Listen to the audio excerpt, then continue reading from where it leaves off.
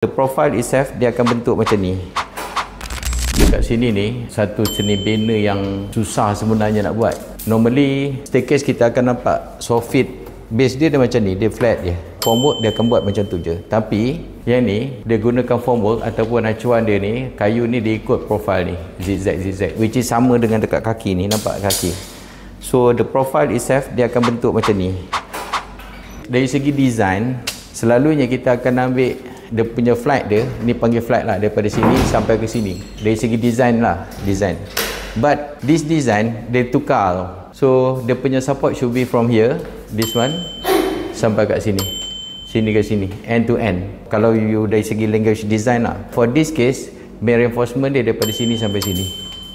So yang lain ni adalah distribution bar. Tu rezeki you all jumpa benda ni untuk saya nak explain. So ni tak rajin lah orang ramai nak buat lah.